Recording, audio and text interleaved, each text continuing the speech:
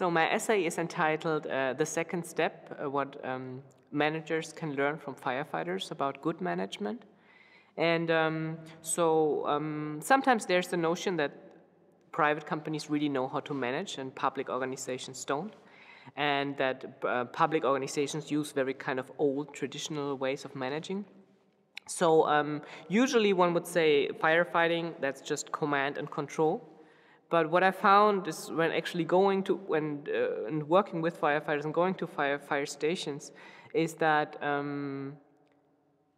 firefighters really make more out of that, or there's like a social dimension to that command and control. So if you command, for instance, an intervention, the first thing you have to do is you have to decide where to park your cars. And that seems to be a very easy decision, but it's not, because you cannot move the turntable ladder later, so it's kind of hard to really make that decision, and it has a long-term impact because you don't want anybody to jump from a window to the ladder in 20 meters above ground. So the first thing is that commanding actually is about experience, and it's about responsibility. It's about responsibility for the people that you manage. My conclusion is there's a very famous, or not very famous, but one of the things that Peter Drucker said is that that when you organize work, it's only the first step to organize it so that it fits the work. But the second and much more difficult step is actually to organize it in a way that it matches human beings. And here you have to organize an operation where in very dangerous places with people who don't get any bonuses or these kind of things.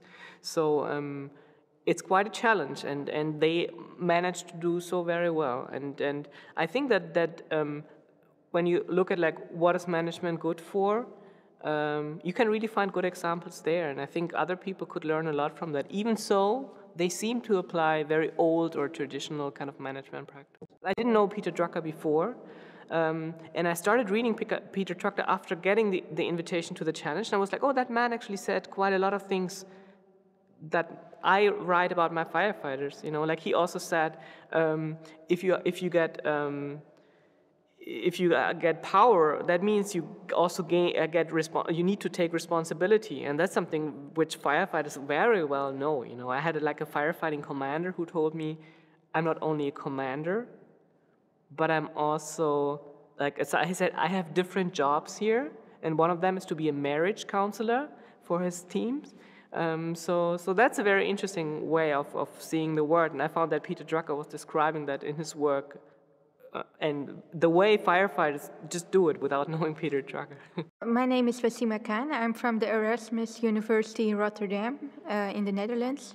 I'm a PhD student in corporate law, started my PhD research 1 year ago, and decided to enter the Drucker essay contest because it's very much related to my PhD research. It's about managers and shareholders looking after their own interests and thereby neglecting other stakeholders' interests. And that's also what my PhD research is about, so I'm very much interested in that topic. And during the Peter Drucker Global Forum, that topic has been raised a lot.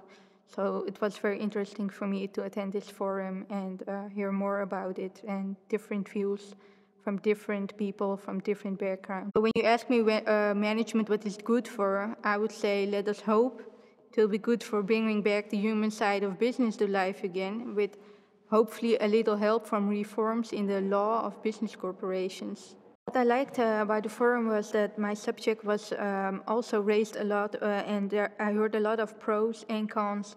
So it was not just about a shareholder value maximization is bad. There was actually also Speaker Adrian Woolrich who was very critical about it. So it was actually a nice debate going on about the pros and cons of shareholder value maximization, and also about CSR and if it works, and also the divergence between theory and practice, which there's a big gap which needs to be filled. So I find it quite interesting to hear people, academic people, saying the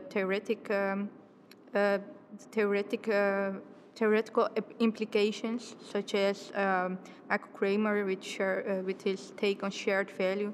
There are also a lot of people who gave a practical point of view with their experience in the business field. So I found nice to see this interaction between theory and practice going on at the forum.